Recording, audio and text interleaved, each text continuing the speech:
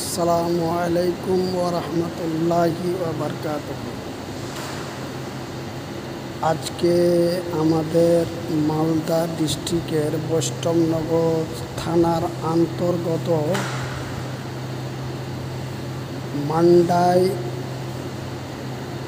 ছোট মান্ডাই জামে মসজিদে আজকে বক্তব্য হবে। খুতবার জন্য এসেছি। ইনশাআল্লাহ আপনারা দোয়া করবেন যেন আলোচনা বর্তমান পরিস্থিতিতে যেন সুন্দর হয় এবং আল্লাহ বলার শক্তি দান করেন। এইটা হচ্ছে আপনার ছোট মান্ডাই জামে মসজিদ।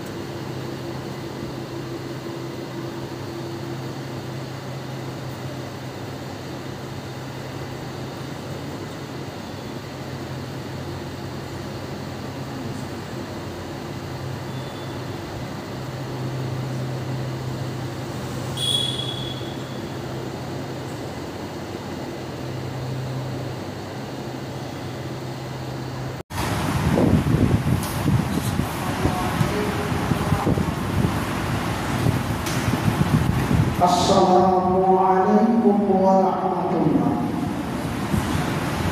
Innal hamdalillahi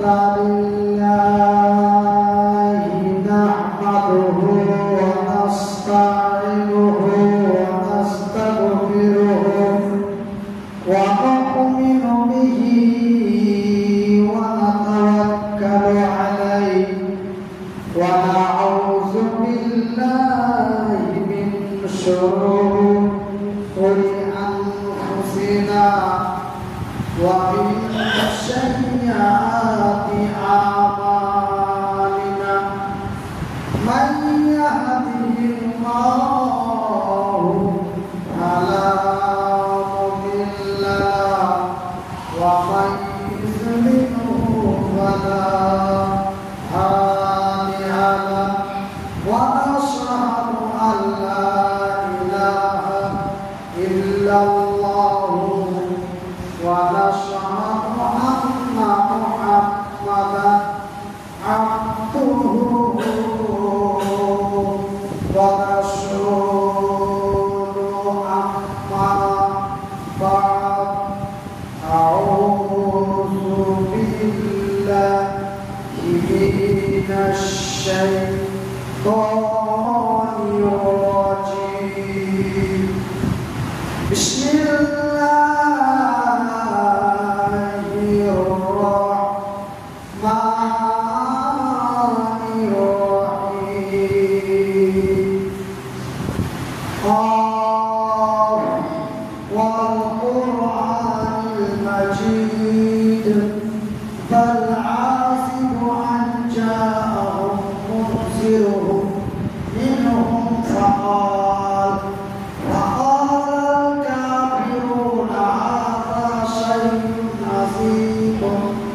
أإذا متنا وكنا ترابا ذلك رجع بعيد قد علمنا ما تنقص الأرض منهم وعندنا كتاب حفيظ بل كذبوا بالحق لما جاءهم وهم في أمر مريض أفلم ينظروا إلى السماء فوقهم كيف بنيناها وزيناها وما لها من فروج والأرض مددناها وألقينا فيها رواسي وأنبتنا فيها من كل زوج بحيث تبصرة وذكرى لكل عبد منيب ونزلنا من السماء ماء مباركا فأحصرنا به جنات وحب الحصير والنخل باسقات لها ترعى النصير رزقا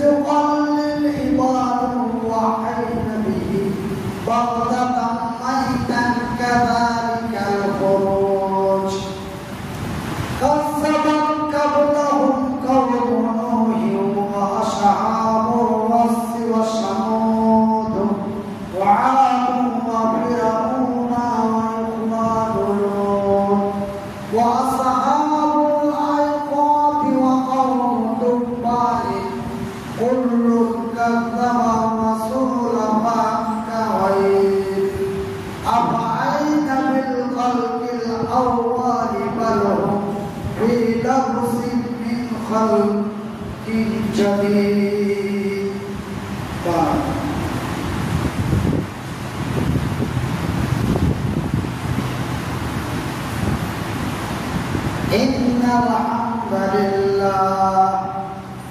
إن الحمد لله وكفى والسلام على عباد الله الذين اصطفى. أما بعد أعوذ بالله من الشيطان الرجيم. بسم الله الرحمن الرحيم. يا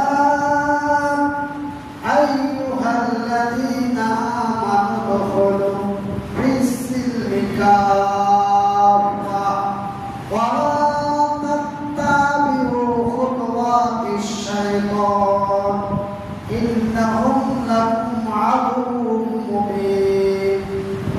بسم الله الرحمن الرحيم. قل إن صلاتي ونسكي ومحياي ومماتي لله رب العالمين. بسم الله الرحمن الرحيم.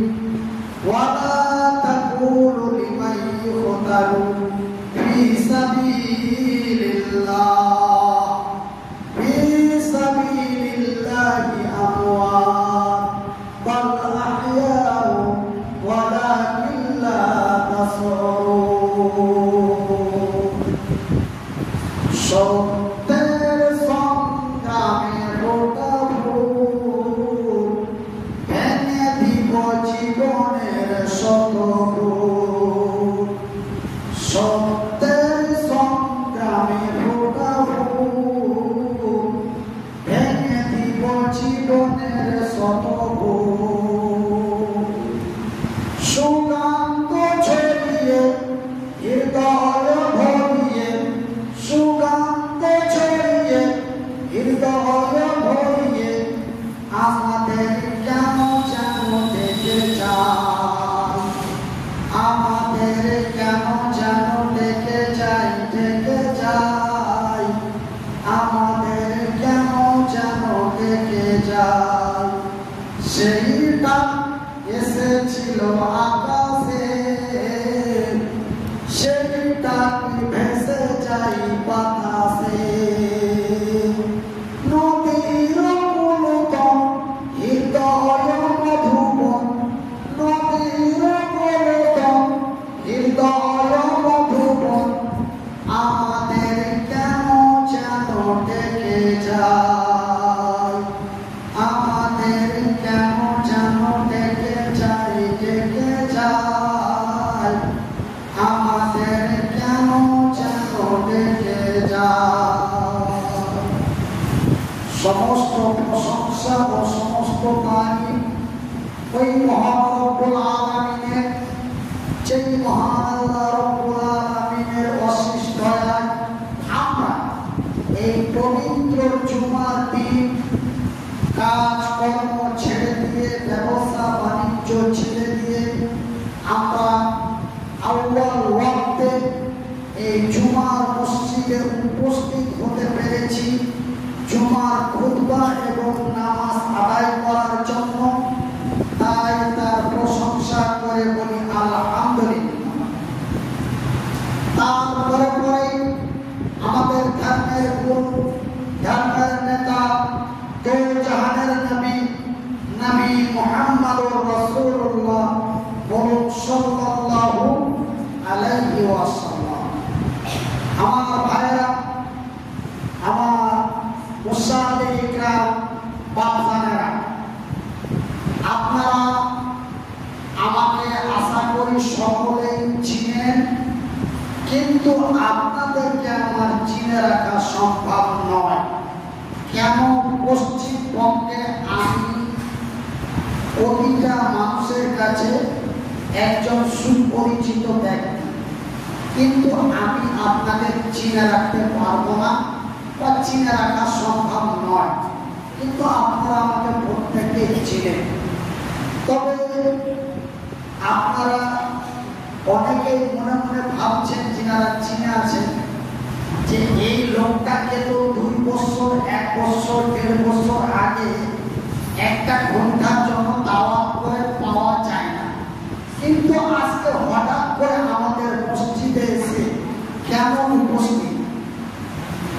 ইনশাআল্লাহ কেন আমি আপনাদের কাছে এসেছি, জুমার নামাজ আদায়ের পরে আপনাকে আসার উদ্দেশ্যটা বলা হবে ইনশাআল্লাহ। তার আগে আপনাদের বলি যে আপনারা আমার ভাই, আমি আপনাদের ভাই, যদিও আমার বাড়ি হরিশ্চন্দ্রপুর থানায় হয়, তবুও আমি আপনাদেরই ভাই। আজকে আমরা সারা ভারতবর্ষের মানুষ বড় চিন্তায় চিন্তিত। আপনারা হয়তো বলবেন মনিরুদ্দিন ভাই, নবী করিম সাল্লাল্লাহু আলাইহি ওয়াসাল্লাম আলোচনা করতেন সময়ের উপরে, মৌসুমের উপরে, তো আপনি অন্য কোন আলোচনা করছেন? এখন তো আমাদের সামনে আসছে কুরবানি, তো আপনি কুরবানির ব্যাপারে কিছু আলোচনা না করে আপনি ভাই দিয়ে চালু করবেন। ভাই, আমাদের বর্তমান এখন প্রস্তুতি দুইটা। 1 নম্বর প্রস্তুতি যে আমাদের সামনে আসছে কুরবানির ঈদ, আমাদেরকে কুরবানি দেওয়ার জন্য প্রস্তুতি নিতে হবে এবং আমাদেরকে কুরবানি দেওয়ার জন্য তৈরি হতে হবে, নাম্বার 1। নাম্বার 2, যে আমরা চিন্তিত। আমরা চিন্তিত কিসের চিন্তা? আমরা তো খুব সুখে আছি, সুখে আছে আলহামদুলিল্লাহ, কিন্তু চিন্তা একটাই যে এই যে একটা মুসলিম অমুসলিম নিয়ে, ওয়াকাফ নিয়ে একটা আওয়াজ উঠেছিল সারা ভারতবর্ষে, সেই ওয়াকাফ আওয়াজ চলতে চলতে সেই আওয়াজকে স্থগিত করে এখন অন্য একটি আওয়াজ, যে ভারত পাকিস্তান মিলে এখন একটা লড়াইয়ের কাজ এসেছে, লড়াই আরম্ভ হয়েছে। সেই লড়াইয়ে পাকিস্তান ভারতের বিভিন্ন জায়গাকে টার্গেট করেছে, তার মধ্যে পশ্চিমবঙ্গের, উত্তরবঙ্গ এবং দক্ষিণবঙ্গের 31টা জায়গাকে টার্গেট করেছে। এই 31টি জায়গাকে ধ্বংস করার জন্য টার্গেট করেছে। সেই জায়গাগুলো কিছু কিছু জায়গা উল্লিখিত করা হয়েছে। এই জায়গাগুলোতে যদি খোদা না খাস্তা কোনো দুর্ঘটনা হয়ে যায়, তবে আমরা এবং আমাদের বাচ্চা কাচ্চা, ছেলে পিলে, বিবি বাল বাচ্চা, কেন আমরা তো যুদ্ধের ঘটনা শুনেছি যে উহুদের যুদ্ধ, নবী করিম সাল্লাল্লাহু আলাইহি ওয়াসাল্লামের জামানায় যুদ্ধ হয়েছিল, উহুদের যুদ্ধ, বদরের যুদ্ধ, মওতার যুদ্ধ, সে বিভিন্ন জায়গায় যুদ্ধ হয়েছিল। যুদ্ধটা কখন হয়? তখন হয় যখন অন্যায়, অত্যাচার, অবিচার, জুলুম, নির্যাতন, ধর্ষণ যখন বেড়ে যায়, অন্যায়ের প্রতিবাদ করে সত্য প্রতিষ্ঠিত করতে যাওয়ার সময় যুদ্ধের ডাক এসে যায়। যেমন আজ থেকে 1400 বছর পূর্বে মক্কার মাটিতে নেতৃত্ব চলছিল আবু জেহেলের। আবু জেহেলের নেতৃত্বে মক্কার মাটিতে রাজ চলছিল আবু জেহেলের। সেই জামানায় কেউ যদি মদের বিরুদ্ধে, সুদের বিরুদ্ধে, অন্যায়ের বিরুদ্ধে ডাক দিত, সত্যের দিকে ডাক দিত, অন্যায়ের প্রতিবাদ করত, আবু জেহেল জানতে পারলে তার গলাটা টুকরো করে দিত এবং তাকে জিন্দায় দাফন করে দিয়ে তাকে আল্লাহর জামিন থেকে বিদায় করে দিত।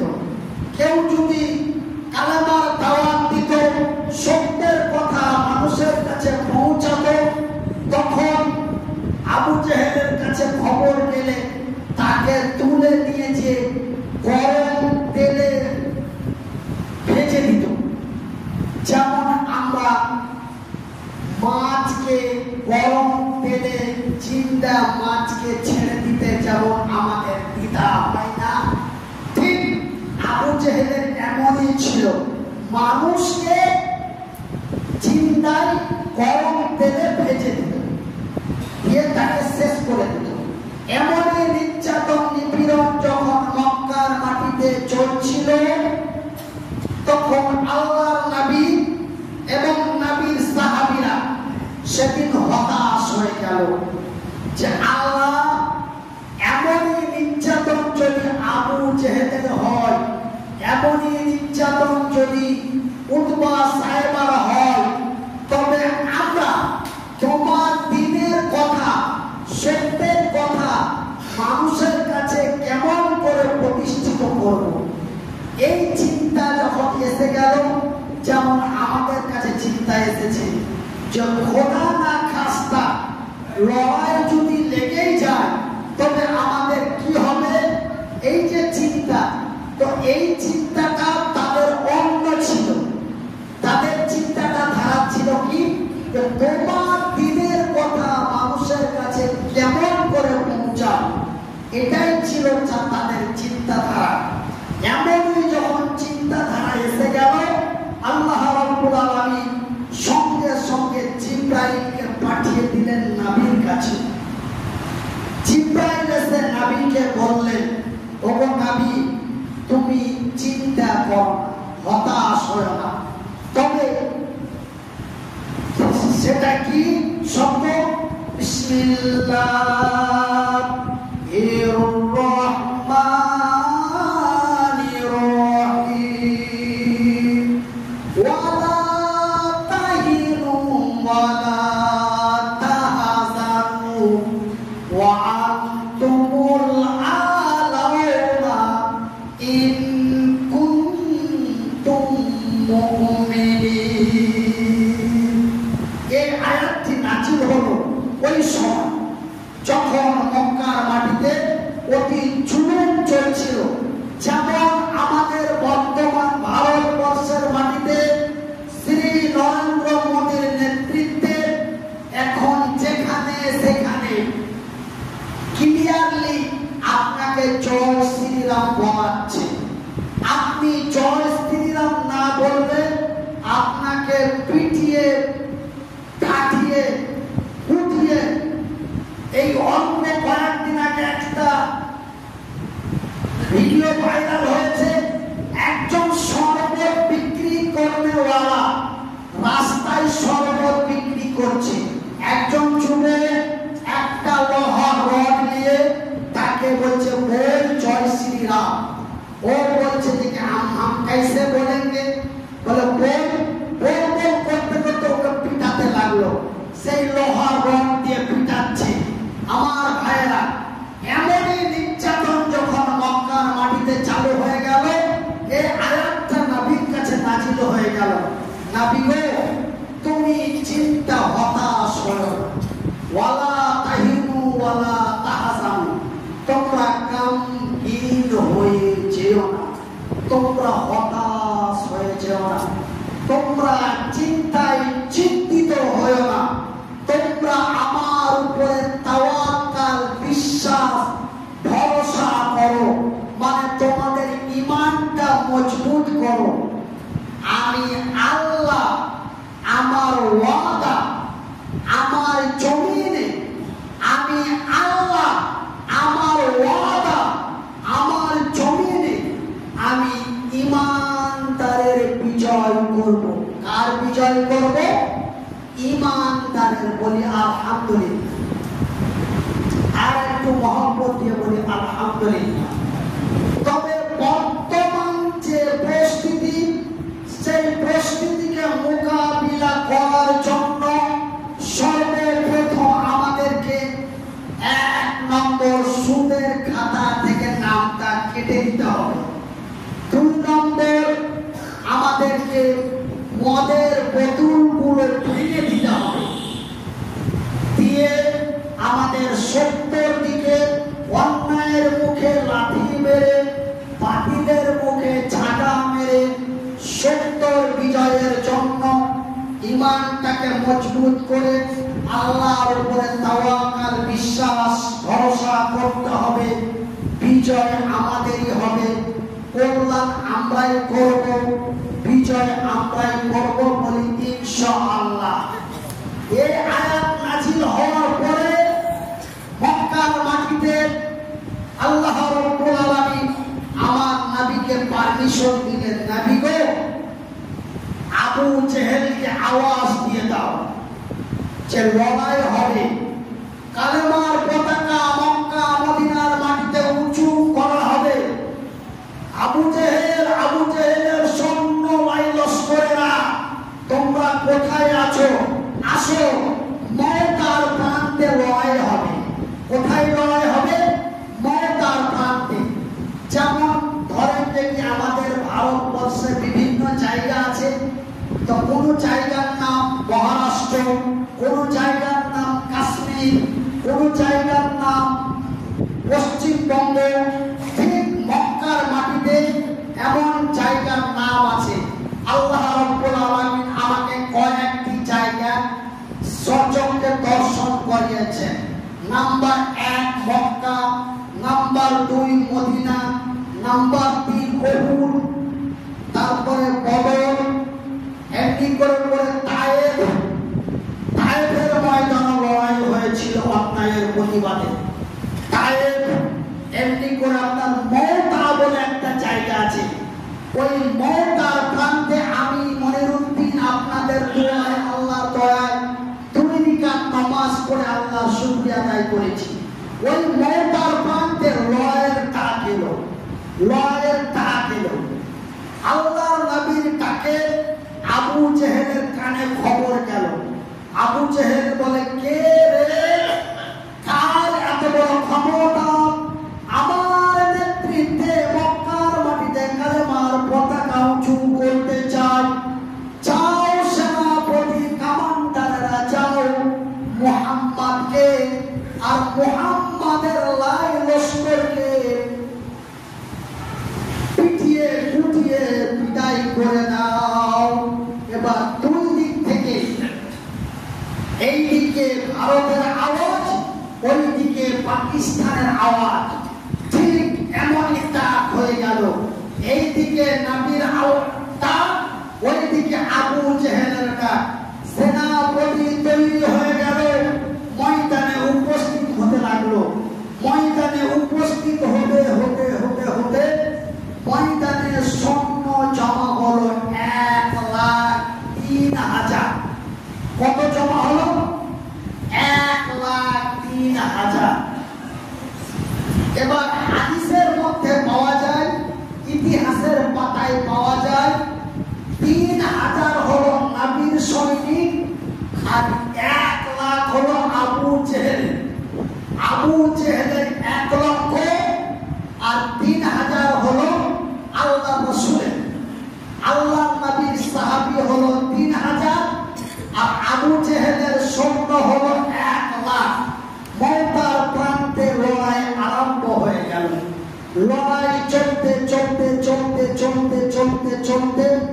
অল্প কিছুক্ষণের মধ্যে আবু জেহেলের সৈন্যরা ময়দান ছেড়ে পালাতে আরম্ভ করলো। বলে আলহামদুলিল্লাহ।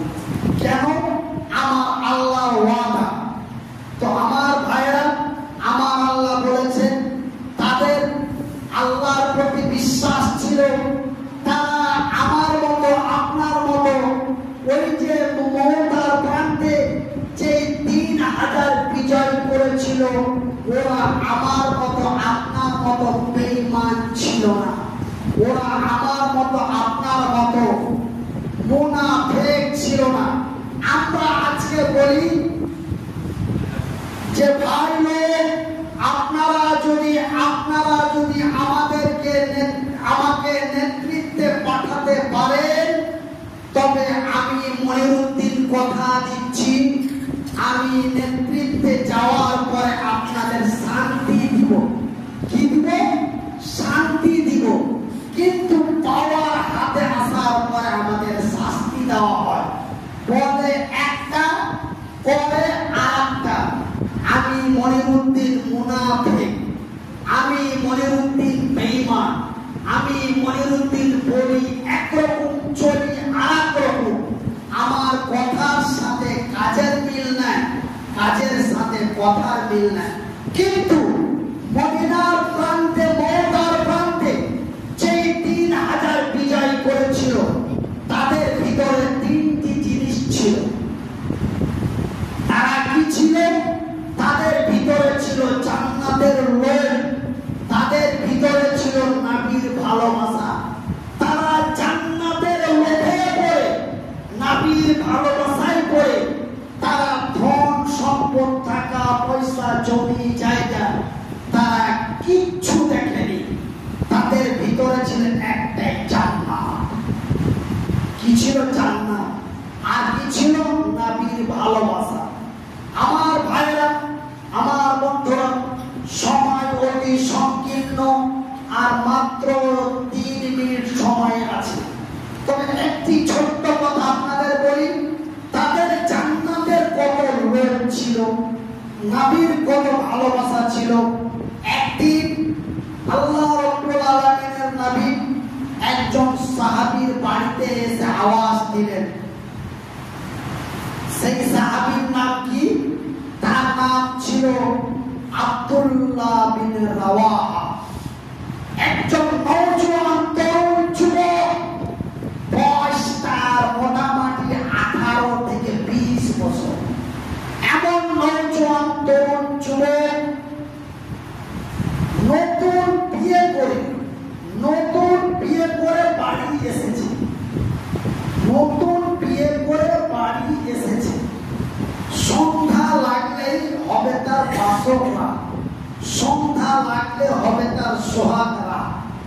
এবার এই সময় আল্লাহ নবী ডাক দিচ্ছে বৈকাল মোটামুটি 3টের দিকে। বলছে, আব্দুল্লাহ বাড়িতে আছো? আব্দুল্লাহ আল্লাহর নবীর আওয়াজ পেয়ে বলে, লাব্বাইক ইয়া রাসূলুল্লাহ, আমি উপস্থিত আছি। বলে, আব্দুল্লাহ তুমি তাড়াতাড়ি বাড়ি থেকে বেরিয়ে যাও, তোমাকে সেনাপতির দায়িত্ব দেওয়া হয়েছে। মওতার প্রান্তে লড়াই চলছে, সেই লড়াইয়ের ময়দানে তোমাকে কামানদারের দায়িত্ব দেওয়া হয়েছে, তুমি এই মুহূর্তে বাড়ি থেকে বেরিয়ে যাও। তো ভাইরা আমার, আজকে আমাদের ঈমানটা কত দুর্বল। আজকে আমি যদি হতাম ওই জায়গায়, তবে আমি আল্লাহর নবীকে বলতাম, কি বলতাম? ইয়া রাসূলুল্লাহ, নবী গো, আপনি জানেন কি জানেন না, আমি আজকে নতুন বিয়ে করে বউ নিয়ে বাড়ি এসেছি, আমি আগামী কালকে গেলে হবে না? এই কথাটা আমি মনিরুদ্দিন যদি হতাম, আমার ঈমানটা এমনই, আমি মনিরুদ্দিন আপনি যদি হতেন, আপনি এই অভিযোগটা করে দিতেন। কিন্তু আব্দুল্লাহ বিন রাওয়াহা কোন কথা নবীকে বললেন না।